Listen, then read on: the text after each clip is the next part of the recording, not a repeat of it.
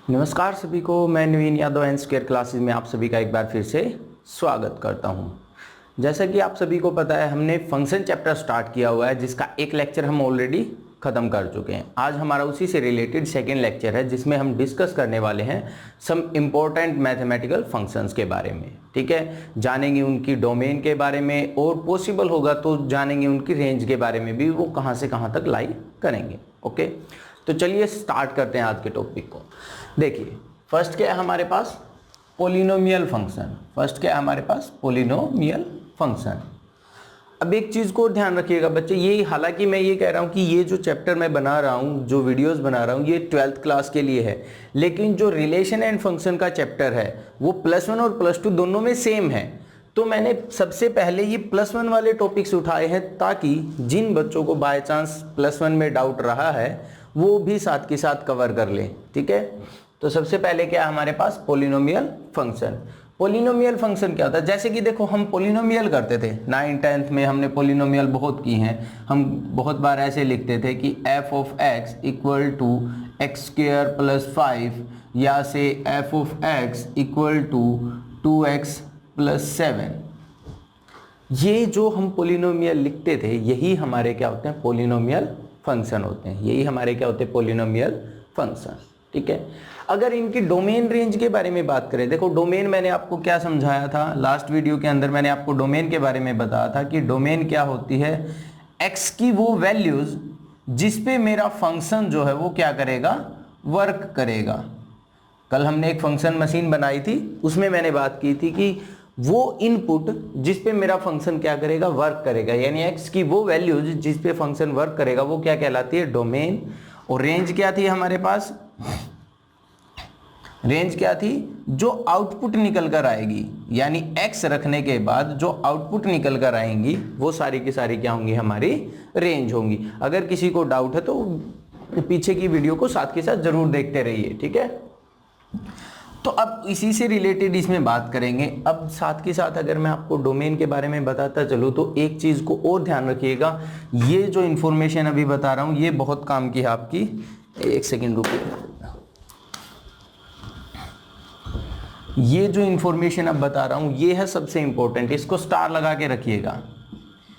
ये क्या कहता है कि अगर मेरे पास कोई ऐसा फंक्शन आए जिसमें न्यूमरेटर हो और जिसमें डिनोमिनेटर हो, ठीक है, तो x की वो सारी वैल्यूज मुझे रिजेक्ट करनी पड़ती है। क्या बोल रहा हूं मैं, x की वो सारी वैल्यूज रिजेक्ट करनी पड़ती हैं।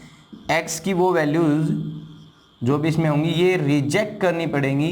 कौन सी वैल्यूज, जहां मेरा डिनोमिनेटर क्या होता होगा, इक्वल टू 0 होता होगा। डिनोमिनेटर क्या होता होगा, इक्वल टू 0 होता होगा। एक केस तो आपको ये ध्यान रखना है कि कभी फंक्शन ऐसे आ जाए कि न्यूमरेटर में भी कुछ लिखा है, डिनोमिनेटर में भी कुछ लिखा है, तो x की वो सारी वैल्यूज तो आपको हटानी ही हटानी है जहां पर मेरा क्या हो रहा होगा, डिनोमिनेटर 0 बन रहा होगा। ठीक है, अभी के लिए सिर्फ इतना ही ध्यान रखिए, जैसे जैसे एक्सप्लेन करते जाएंगे ये सारी चीजें समझ आ जाएंगी। ठीक है, सेकंड क्या है मेरे पास, स्क्वायर रूट।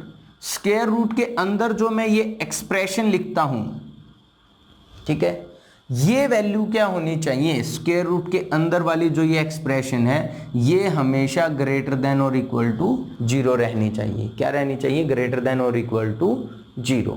ठीक है, इसी में एक छोटा सा पॉइंट तो आपको और ध्यान रखना है, क्या कि कभी अगर 1/, में आ जाए, ये √1/, में आ जाए तो इन दोनों को ऐड करके इसमें राइट कर दो, यानी डिनोमिनेटर 0 नहीं होना चाहिए और ये क्या कह रहा था कि ग्रेटर होना चाहिए। ग्रेटर देन और इक्वल टू था, इक्वल टू का केस इसने रिजेक्ट कर दिया, यानी कि अगर डिनोमिनेटर में स्क्वायर रूट आ गया तो ये जो एक्सप्रेशन होता है, एक्सप्रेशन की बात कर रहा हूं मैं, ये जो एक्सप्रेशन होगा ये क्या रहेगा, हमेशा ग्रेटर देन 0 रहेगा। हमेशा क्या रहेगा, ग्रेटर देन 0। इसको ध्यान रखिएगा, इसके बेसिस पे हम डोमेन को निकाल पाते हैं। ठीक है, कि डोमेन क्या होती क्या नहीं। क्या कहा है, न्यूमरेटर डिनोमिनेटर की फॉर्म में आ तो डिनोमिनेटर जहां जहां 0 हो रहा है वो सारी वैल्यूज रिजेक्ट कर दो। किससे, डोमेन से। अगर अंडर स्क्वायर रूट लगकर आया और अंदर कोई एक्सप्रेशन है तो ये एक्सप्रेशन पक्के से क्या होना चाहिए, ग्रेटर देन इक्वल टू 0 होना चाहिए। और उसके बाद डिस्कस क्या किया, 1/, स्क्वायर रूट में आ गया दोबारा से, तो ये स्क्वायर रूट क्या होगा, अब ग्रेटर देन 0 होगा, क्योंकि डिनोमिनेटर में इक्वल टू 0 भी नहीं जा सकता था। ठीक है, तो अब अगर यहां पर बात करें पॉलिनोमियल के केस में, तो पॉलिनोमियल में डिनोमिनेटर में तो कुछ है ही नहीं, डिनोमिनेटर में कुछ नहीं, तो बेटा x की कोई भी वैल्यू पुट कर दूं मैं, ये कोई ना कोई परफेक्ट वैल्यू तो देगा ही देगा। अब डिनोमिनेटर वाला भी क्यों बताया उसको भी सुन लीजिए एक बार, क्योंकि जब हम कभी भी चीज़ों को राइट करते हैं से p/q की फॉर्म में, अगर q 0 हो जाता है तो हम ये कहते हैं भाई किसी भी नंबर के डिवाइड में अगर 0 आ गया तो वो नॉट डिफाइन फॉर्म हो जाती है। क्या हो जाती है? Not define. तो उस वैल्यू पे मेरा फंक्शन डिफाइन नहीं रहता, इसलिए वो चीज़ रिजेक्ट की गई है। ठीक है, तो यही मेरा क्या है? F of x. क्या कह रहा था? अगर एक्स की कोई भी वैल्यू मैं पुट करूंगा, क्या ऐसा केस बन सकता है कि ये नॉट डिफाइन रहे? क्योंकि नीचे तो इन्फिनिटी 0 बनेगी नहीं, 0 नहीं बनेगी तो ये डिफाइन रहेगा। यानी इसके लिए डोमेन की बात करें तो डोमेन क्या रहेगी इसके लिए? आर, यानी कंप्लीट रियल नंबर का सेट हो सकता है डोमेन। कोई भी आप रियल नंबर उठाइए वो डाल दीजिए, वो इसकी क्या हो जाएगी? डोमेन हो जाएगी। अगर डोमेन ये हो जाएगी तो जैसे जैसे मैं आर को पुट करता जाऊंगा रेंज भी वैसे वैसे वर्क करती जाएगी। अगर मैंने डोमेन को रियल नंबर का सेट रखा है तो रेंज भी क्या रहेगी? रियल नंबर ऑफ सेट रहेगी। क्या रहेगी? Real number of set. Clear? अब एक चीज और है, साथ के साथ ध्यान रखिएगा कि यहां अब जितना टाइम मैं आपका इसमें लूंगा, भी रियलिटी बता देता हूं, जितना टाइम मैं आपका फंक्शन में लूंगा उतना ही टाइम मैं आपके एमसीक्यूज को एमसीक्यूज में टाइम को डिक्रीज करवा दूंगा। और साथ के साथ बच्चे इस चैप्टर पे स्पेशली फोकस रखिएगा, क्योंकि ये लिमिट और आपका कंटिन्यूटी का जो चैप्टर आएगा उसमें बहुत काम आने वाला है, जहां पर क्वेश्चन जल्दी से सोल्व करने होंगे। ठीक है, तो इसलिए बेस बना के चलने के लिए मुझे ये वीडियो भी थोड़ा सा लेंथी रखना पड़ेगा, ध्यान रखिएगा स्पेशली इस लेक्चर के ऊपर। नेक्स्ट क्या कहते हैं? Rational function. रैशनल फंक्शन, अब रैशनल नंबर कौन से होते थे? जो p/q की फॉर्म में आते थे। तो फंक्शन कौन से होंगे? जो px/qx की फॉर्म में आएंगे। और px और qx क्या थे? यही तो थे पॉलिनोमियल फंक्शन। क्या थे ये? Polynomial function. यानी से कोई भी अगर एग्जांपल लें हम तो कुछ इस टाइप का ले सकते हैं।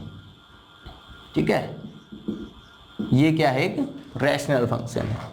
अब जो वो डिनोमिनेटर में 0 वाली बात कही थी वो इसी पे अप्लाई होती है। देखो, अगर यहाँ पर 0 बन गया, अगर ये टर्म 0 बन गई तो ये क्या आ जाएगी? नॉट डिफाइन फॉर्म हो जाएगी। क्या हो जाएगी? Not define form.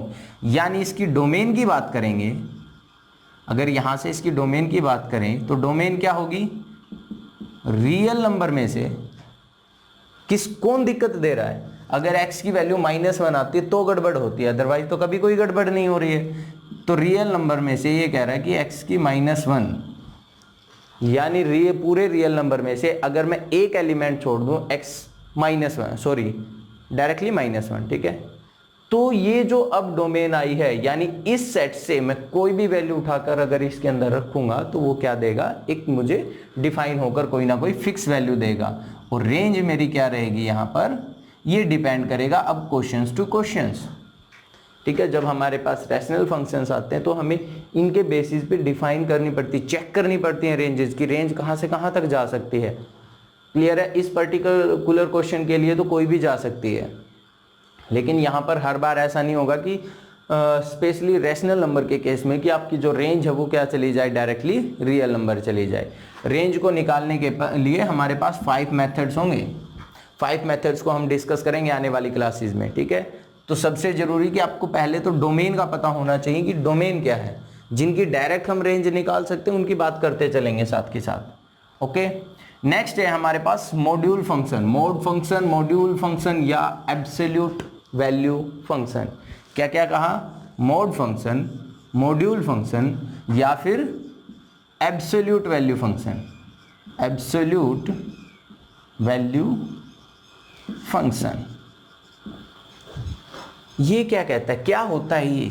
अगर मैं f ऑफ x को कुछ ऐसे डिफाइन करता हूं, कोई मेरा f ऑफ x फंक्शन है वो इस टाइप से डिफाइन है, तो ये क्या है? एक मॉडुलस फंक्शन है। क्या है ये? एक मॉडुलस फंक्शन।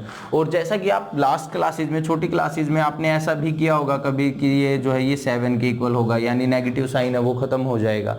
तो सेम चीज ये भी कहता है कि ये जो चीज है ना इसके अंदर, अब देखो डिनोमिनेटर में कुछ है नहीं, यानी x की जगह कोई भी डालते रहिए, ये डिफाइन तो रहेगा हमेशा। यानी इसके लिए अगर बात करें कि डोमेन, तो डोमेन तो डायरेक्टली क्या हो जाएगी, रियल नंबर। डोमेन क्या हो जाएगी, रियल नंबर। ठीक है, अब आपको रेंज को देखना पड़ेगा। अब रेंज को देखना है, पर्टिकुलर क्वेश्चन है, स्पेशल टाइप फंक्शन है, तो इसके लिए बता सकते हैं कि रेंज होगी क्या, कहां से कहां तक जा सकती है।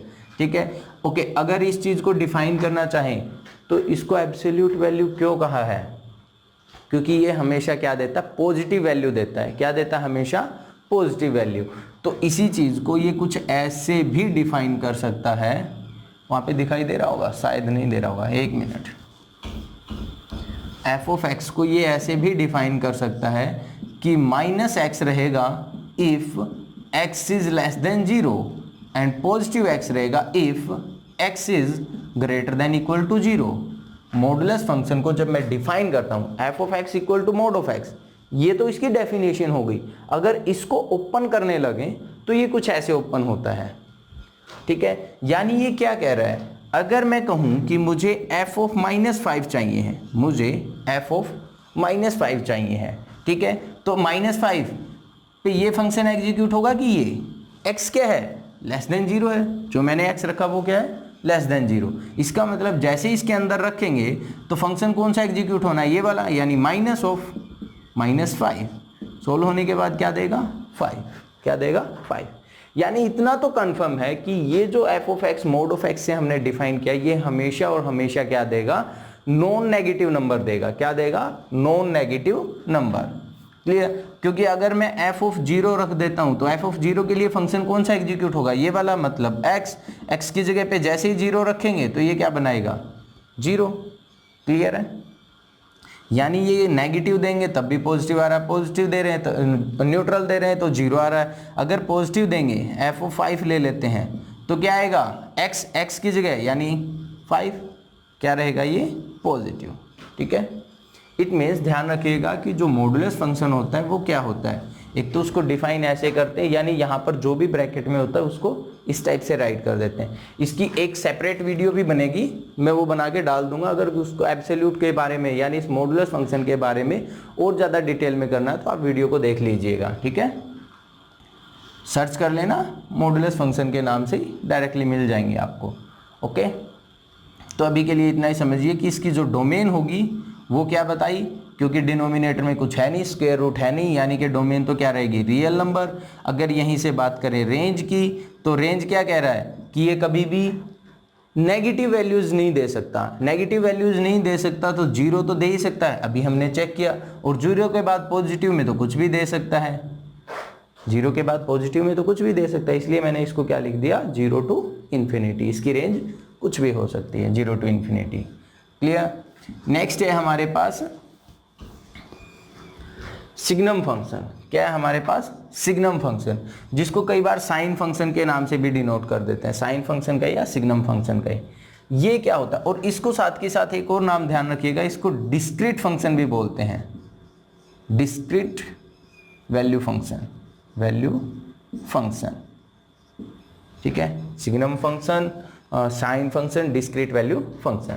ये कैसे डिफाइन होता है, ये कहता है कि जो f ऑफ x होगा ना वो किस टाइप से डिफाइन होगा, x mod by x if x is not equal to 0 and 0 if x is equal to 0।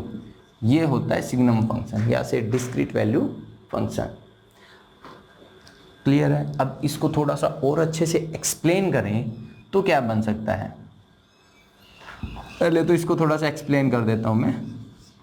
देखो ये क्या कहा इसने कि x जो वो 0 के इक्वल नहीं होना चाहिए, तो दो पॉसिबिलिटी हो सकती है, या तो 0 से बड़ा होगा या 0 से लेस होगा। अगर x मेरा 0 से क्या है, ग्रेटर है, अगर x क्या 0 से ग्रेटर है, बड़ा है, तो जो ये मोड फंक्शन है ये कैसे ओपन होगा। अभी हमने किया कि x जो ये मोड फंक्शन है ये पॉजिटिव वैल्यूज के लिए कैसे ओपन हुआ था, सिंपली x से। डिवाइड में क्या है, x ही है, कोई दिक्कत ही नहीं है। ये वाला तो हम चेंज ही नहीं कर सकते, हमें तो बात सिर्फ इस पे करनी कि मोड कैसे ओपन होगा। 0 के लिए इन्होंने दे ही रखा है कि x 0 पे क्या है, 0 है, और अगर कभी x मेरा क्या आया लेस देन 0 आया, अगर कभी x मेरा क्या आया लेस देन 0 आया, तो मोड कैसे ओपन हुआ था, लेस देन 0 के लिए मोड कैसे ओपन हुआ था, माइनस ऑफ x से, और डिवाइड में क्या रहेगा x as it is. Clear, यानी इसको ऐसे भी लिख सकता है और इसको भी सिंप्लीफाई हम कर सकते हैं। 1 ये 0 ही रहेगी, यहां से आ जाएगा मेरे पास -1, यानी या तो ये 1 होगा या 0 होगा या -1 होगी।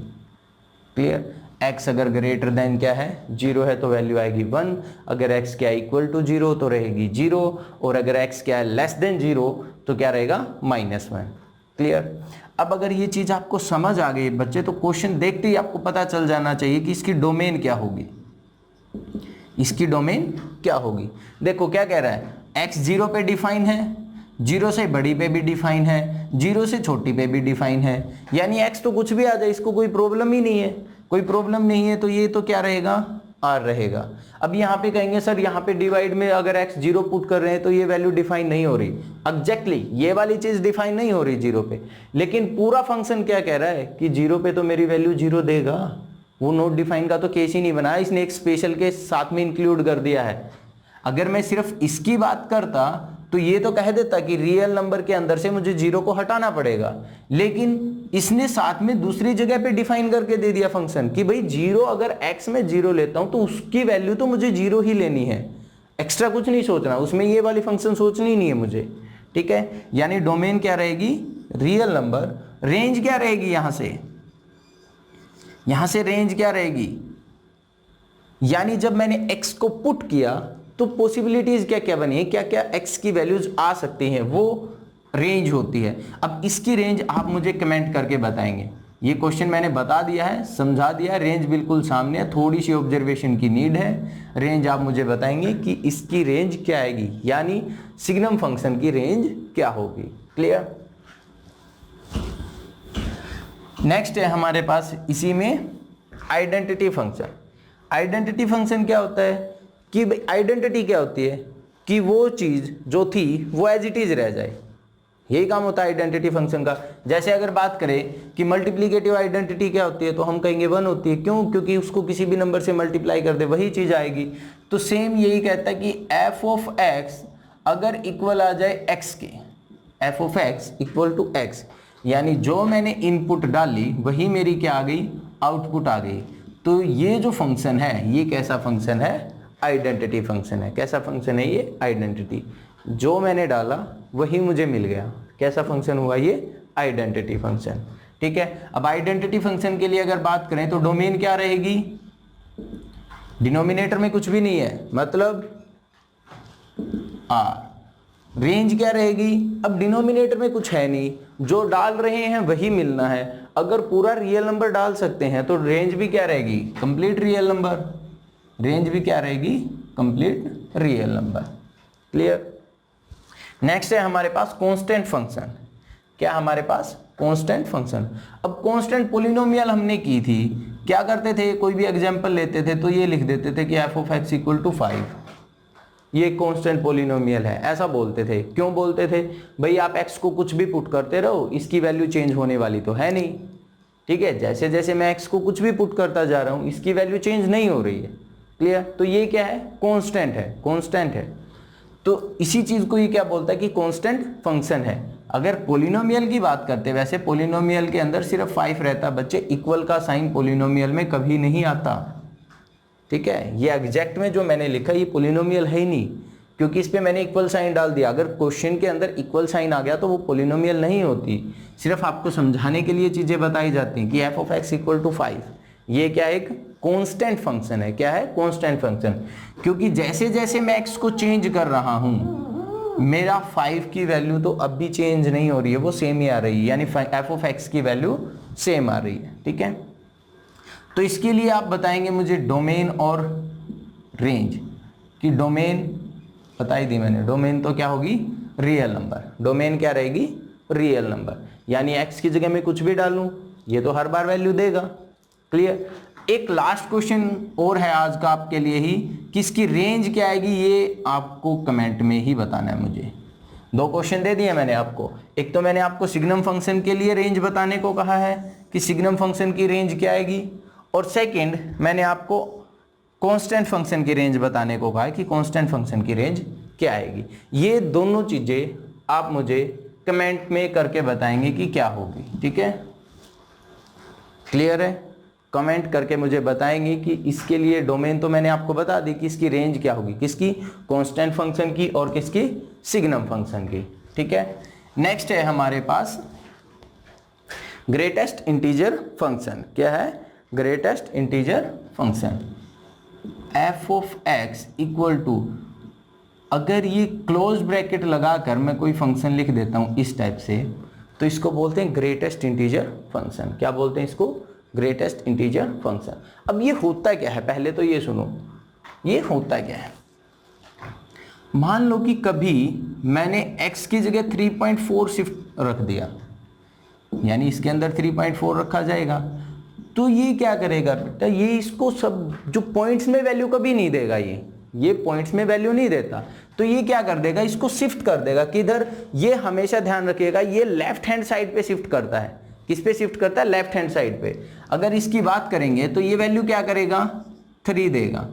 लेफ्ट हैंड साइड पे पहला कंप्लीट इंटीजर कौन आ रहा है उस पे वैल्यू देता है। अगर यहां पर मैं क्या रख रहा हूं, 3.4 रख रहा हूं, तो उससे 3.4 से अगर नंबर लाइन पे बात करें हम, सपोज कि यहां पर 3 है, यहां पर 4 है, ये आ गया कहीं 3.4, तो इससे लेफ्ट में इंटीजर कौन है, लेफ्ट में इंटीजर कौन है, 3, तो ये क्या वैल्यू देगा, 3 देगा। क्लियर। सेम ऐसे ही अगर मैं क्या रख देता हूं, माइनस ऑफ 3.4 रख देता हूं, माइनस ऑफ 3.4, यानी greatest integer function of minus 3.4। अब ये वैल्यू क्या देगा, ध्यान रखिएगा। अब यहां पर बच्चे कहेंगे सर -3 देगा, सबसे ज्यादा मिस्टेक यही करते हैं, सर -3 देगा। अरे -3 कैसे देगा, उससे लेफ्ट में शिफ्ट करना है, ध्यान रखिएगा, इससे लेफ्ट में, राइट में हो जाएगा ये। अगर नेगेटिव की बात करते हैं, ये -3 है, ये -4 है, तो ये कहां पर होगा, -3.4 यहां होगा। अब इससे राइट में तो कभी शिफ्ट ही नहीं करेगा, ये किस में शिफ्ट करेगा, लेफ्ट में। तो लेफ्ट में कौन है, -4 है, कौन है, -4, ना कि ये -3 देगा। क्या देगा ये आपको, -4 देगा। क्लियर। यानी ये क्या करता है, इसके अंदर कोई भी वैल्यू डालो उसको एग्जैक्ट इंटीजर पे पहुंचा देता है। अगर यहीं पे मैं f ऑफ -4 डाल देता हूं, क्या डाल देता हूं, f ऑफ -4, तो ये वैल्यू क्या रहेगी, -4 ही देगा, क्योंकि वो कंप्लीट इंटीजर है। इसीलिए तो इसको बोला गया कि ग्रेटेस्ट इंटीजर फंक्शन। ठीक है, वो किस पे वैल्यू बात, यानी जो आउटपुट देगा वो क्या देगा, हमेशा एक इंटीजर देगा। ठीक है, तो इसके लिए डोमेन क्या हुई, डोमेन से तो कोई दिक्कत ही नहीं है, डोमेन तो मैं कुछ भी डाल दूं, यानी डोमेन क्या रहेगी, R, और रेंज क्या रहेगी, रेंज। अब रेंज जो रहेगी वो नेगेटिव इंटीजर आ रहा है, पॉजिटिव इंटीजर आए तो क्या का पक्के से इंटीजर आएगा, चाहे नेगेटिव में वैल्यू आए चाहे पॉजिटिव में आए, यानी कि क्या रहेगी इसके लिए, Z, सेट ऑफ इंटीजर। क्या रहेगा, सेट ऑफ इंटीजर, हमेशा क्या देगा, एक इंटीजर वैल्यू ही निकाल के देगा हमें। ठीक है, नेक्स्ट है इसी में फ्रैक्शनल पार्ट फंक्शन। नेक्स्ट क्या है इसमें, फ्रैक्शनल पार्ट फंक्शन। अगर फ्रैक्शनल पार्ट फंक्शन की बात करते तो फ्रैक्शनल पार्ट फंक्शन क्या कहता है, देखो इसको एक तो इस टाइप से तो डिनोट किया जाएगा, ठीक है, करली ब्रैकेट के थ्रू।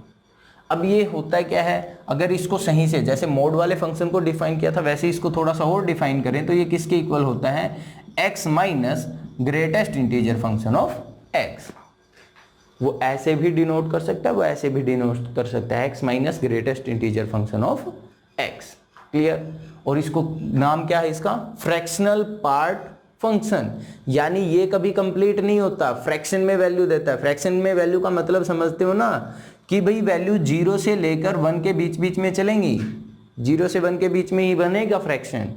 ठीक है, 0 बन सकता है, 1 बन सकता है, यानी कंप्लीट हो सकती है वैल्यू। भाई मेरे पास एक एप्पल है, उसके मैंने पार्टीशन किए, या तो मैं एक बच्चे को जैसे 7th क्लास में करते थे, किसी को भी कुछ भी ना दूं तो उसके लिए वो पोर्शन कितना गया उसके पास, 0 बाय जो भी हमने डिवाइड किया था वो।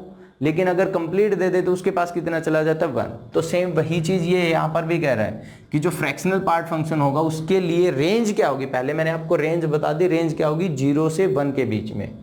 ठीक है, अब डोमेन क्या होगी, डोमेन में तो ये कहता है कि डिनोमिनेटर में कुछ बन ही नहीं रहा है, डिनोमिनेटर से प्रॉब्लम है नहीं।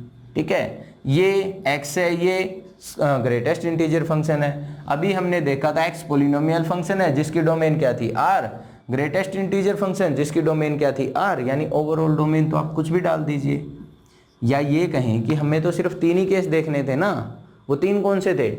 एक तो डिवाइड में कुछ नहीं होना चाहिए, सेकंड स्क्वायर रूट वाली टर्म नहीं होनी चाहिए, थर्ड स्क्वायर रूट वाली टर्म डिवाइड में नहीं होनी चाहिए। बस तीनों में से कोई केस नहीं, इसका मतलब डोमेन तो क्या रहेगी इसके लिए? r रहेगी। ठीक है, अब बात करें रेंज की, तो रेंज क्या कहता है? ये कहता है, अगर एग्जाम्पल के थ्रू समझते हैं इसको भी। एक बार तो मैंने क्या कर दिया इसके अंदर, लास्ट वाले एग्जाम्पल ले लेते हैं। 3.4 को मेंशन किया, 3.4 रखेंगे तो ये क्या आएगा? 3.4 minus greatest integer function of 3.4। Solve होने से वैल्यू क्या आएगी? 3.4 माइनस इसकी वैल्यू क्या आ जाएगी? 3, यानी वैल्यू क्या आई मेरे पास? ओवरऑल 0.4। क्या आई? 0.4। क्लियर ये चीज? सेम ऐसे ही अगर बात करें क्या कि अगर मैं नेगेटिव में 3.4 रख लेता हूं तब, तो ये वैल्यू क्या है? नेगेटिव 3.4 माइनस यहां पर रखेंगे नेगेटिव 3.4। अब इसके अंदर जब मैं नेगेटिव 3.4 रख रहा हूं तो ग्रेटेस्ट इंटीजर फंक्शन क्या वैल्यू निकाल के देगा? -4। क्या वैल्यू निकाल के देगा? -4, यानी 3.4 माइनस ये वाला माइनस तो ये वाला है एज इट इज, यहां से वैल्यू क्या आई मेरी? -4। अब अगर चेक करेंगे तो ये क्या बनेगा? -3.4 प्लस 4, यानी वैल्यू क्या आ गई? 0.6। वैल्यू क्या आ गई? 0.6। यानी पॉजिटिव रखा तब भी पॉजिटिव, नेगेटिव रखा तब भी पॉजिटिव। अगर कंप्लीट इंटीजर रख लेते हैं, अगर मैंने 3 को रख लिया तो क्या आएगी? x की जगह 3 minus greatest integer function of 3। Greatest integer function of 3 भी क्या आएगा? 3 ही आएगा, यानी क्या आ गई? 0 आ गई। यानी क्या आ गई? 0 आ गई। क्लियर? अगर पॉजिटिव रखा पॉजिटिव पॉइंट में, अगर नेगेटिव रखा देन भी पॉजिटिव, अगर इंटीजर ही रखा देन 0। क्लियर है? अब यहाँ से डोमेन तो मैंने आपको बताई थी कि डोमेन तो क्या थी इसके लिए? कंप्लीट रियल नंबर्स का सेट। अगर रेंज की बात करें तो रेंज इसने क्या नहीं किया? एक तो नेगेटिव में तो कोई वैल्यू नहीं दी, नेगेटिव वाला पोर्शन तो गायब, 1 से ऊपर नहीं जा रहा। यानी अगर मैं बात करूं तो ये 0.99 तक जा सकता है। फॉर एग्जांपल अगर मैं ये कह दूं कि मैंने वैल्यू ले ली 2.9999, तो ये क्या रहेगा? जैसे इसके अंदर रखेंगे क्या बनाएगा? 2.999 माइनस 2.999। अब यहाँ पर तो वैल्यू कुछ भी डाल दो, अगर कंप्लीट से थोड़ी सी भी कम रह गई तो उसको तो क्या देना है? इंटीजर देना है। यानी ये क्या आएगा? 2.999 माइनस 2, ओवरऑल क्या आ गया? 0.999। ठीक है, यानी एग्जैक्ट 1 तो नहीं दे रहा, ये एग्जैक्ट 1 नहीं दे रहा है। ठीक है, इट मीन्स जो इसकी रेंज रहेगी, जो इसकी रेंज रहेगी किसकी? फ्रैक्शनल पार्ट फंक्शन के लिए, वो रेंज क्या रहेगी? वो रेंज हमेशा रहेगी 0 मेरी आ सकती है, 1 मेरा कभी नहीं आ सकता, और सर्कुलर ब्रैकेट। यानी ये क्या कहता है कि 0 तो इंक्लूड है, जहां पर क्लोज लगती है वहां पर 0 इंक्लूड होती है, जहां पर 1 के साथ में ओपन ब्रैकेट आ गई इसका मतलब 1 नहीं हो सकती। 1 से अगर थोड़ी सी भी मैंने लेस कर दी तो वो इसके अंदर इंक्लूड हो जाएगी। ठीक है, ये हमारे पास किसकी क्या हो गया? ये फ्रैक्शनल पार्ट फंक्शन। लास्ट है हमारे पास आज जो हम टॉपिक करने वाले हैं, मतलब जो फंक्शन करने वाले वो क्या है? Square root function. क्या है? स्क्वायर रूट फंक्शन, जिसको मैंने आपको थोड़ा सा तो पहले ही आइडिया दे दिया था। सबसे पहले यही बात की थी कि स्क्वायर रूट फंक्शन के बारे में, यानी अंडर रूट वाली टर्म की ही बात कर रहा है। स्क्वायर रूट फंक्शन यानी कोई f of x function define हो कुछ इस टाइप से, तो इसको क्या बोलेंगे हम? Square root function. ठीक है, अब इसके लिए डोमेन, अगर डोमेन की बात करें तो इसके लिए डोमेन क्या होगी? मैंने क्या कहा कि जैसे ही स्क्वायर रूट आया तो स्क्वायर रूट के अंदर ये जो भी एक्सप्रेशन है, स्क्वायर रूट के अंदर जो भी एक्सप्रेशन है वो क्या होना चाहिए? हमेशा ग्रेटर देन इक्वल टू 0 होना चाहिए। तो अगर ये x है तो x क्या होना चाहिए? Greater than equal to 0। इसका मतलब ग्रेटर देन इक्वल टू 0, इसका मतलब कि नेगेटिव, नॉन नेगेटिव वैल्यूज नहीं आ सकती, बाकी कुछ भी चलेगा। यानी हम क्या बोल सकते हैं इसके लिए, 0 टू इन्फिनिटी। अगर इस पर्टिकुलर क्वेश्चन में बात करते, क्योंकि स्क्वायर रूट के अंदर जो एक्सप्रेशन है वो एक्सप्रेशन क्या रहना चाहिए था, ग्रेटर देन इक्वल टू 0। इसका मतलब x 0 हो सकता है या पॉजिटिव हो सकता है, नेगेटिव वैल्यूज नहीं ले सकता ये। यानी ये मेरी क्या बन गई, डोमेन। तो रेंज कुछ भी आ सकती है, रेंज कुछ भी आ सकती है, ठीक है। ये जो रेंज मैं ये कह रहा हूँ, हर बार जैसे आपको क्वेश्चन आएगा तो ये नहीं है बच्चे कि हर बार आप यही बोल दोगे कि इसकी रेंज तो रियल नंबर आएगी।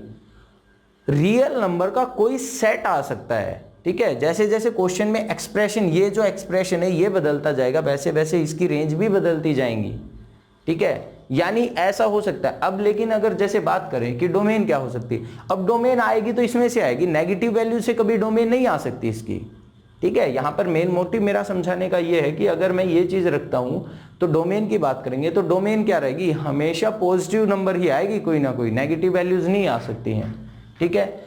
स्क्वायर रूट फंक्शन के लिए ये ध्यान रखिएगा कि स्क्वायर रूट के अंदर जो ये एक्सप्रेशन है ये कभी भी नेगेटिव नहीं बनना चाहिए, कभी भी नेगेटिव नहीं बनना चाहिए। या क्या रहेगा, ये ग्रेटर देन और इक्वल टू 0 रहेगा, ठीक है।